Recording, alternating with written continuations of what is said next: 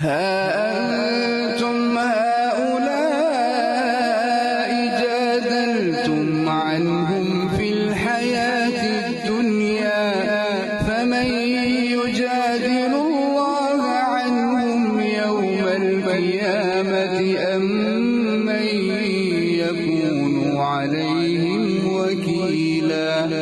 ومن يعمل سوءا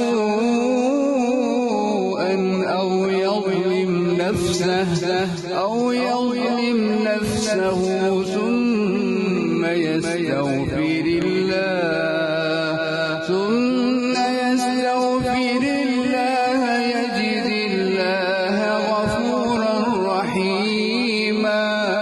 ومن يكسب إثما فإنما يكسبه على نفسه، وكان الله عليما حكيما. ومن يكسب خطيئة أو إثما ثم يرمي به بريئا فقد احتمل بهتانا وإثما مبينا.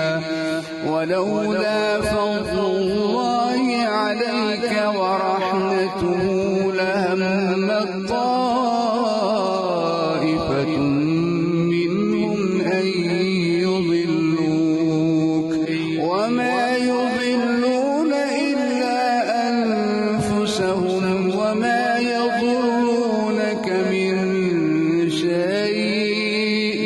وأنزل الله عليك الكتاب والحكمة وعلمك ما لم تكن تعلم، وكان فضل الله عليك عظيما.